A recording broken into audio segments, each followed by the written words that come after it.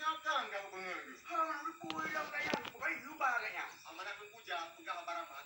Yo kato, puja kayu dulu. Iyo, ada mana, itu hidup pen, mana buah di rumah. Kamu pe aku dulu. Nak mau. Tidak ya. Jelas. Yo tidak. Kalau yang menumpang mana? Kerok, kita mudah Alhamdulillah.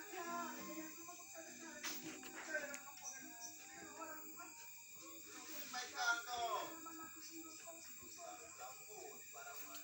Yang kato puji bah, puji dharma. Bah, kau yang kata itu, bah kato puji. Tanya orang dah ini apa ni? Yang tiga. Subhanallah. Yang bitibit proposal baraja, raw kanya model lapangan. Yang orang baraja pokoknya kena pedang keramik, amaji yang kak Ewa dah bukan ada. Sudah hari bebas adinya mo. Okey. Pathat, Mr. Talib. Lah lo. Weh lo. Kursi lo dengan meja. Tutup sangat kopi lo. Sendok lo. Uangnya harus dibayar. Yan yang kakak nyo bulan putra ya. Hai putra ancu megalong baronan kalau. Hai abang ka. Bayalah. Kerugian Mr. Talib. Saja kaim bibing pacut. Anak pen pun jam. Hai. Yang segala sesuatu yang terjadi baronya kan urusan leongnya. Mereka yang untuk kena balong.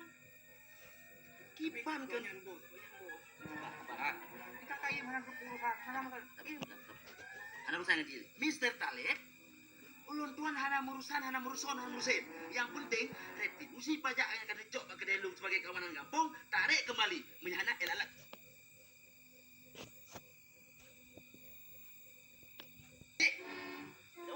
Silakan.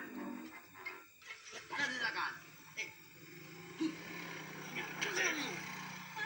Kalau ulangan karena tutup yang kena balong yang kurang pun dia. Ulang pun tu.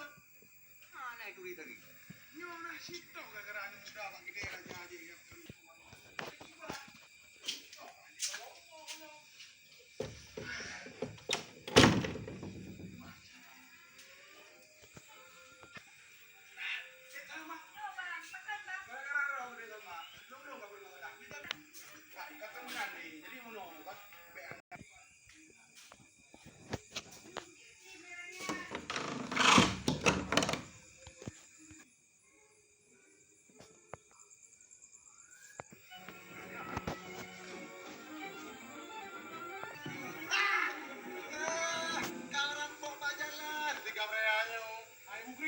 Urusan mereka, pekerjaan.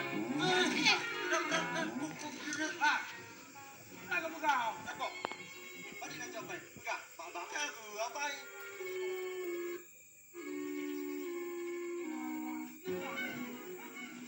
Kan bang, kan apa?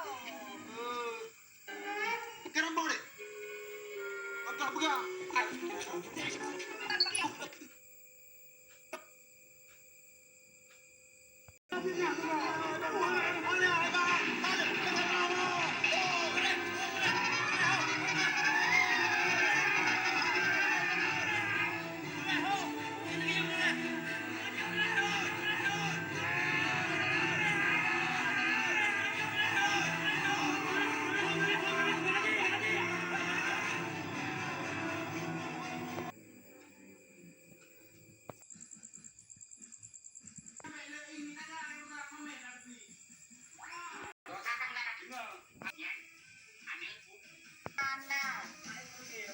Walaupun tak tahu bawa pandang boleh, tapi dia kan meling tinggi.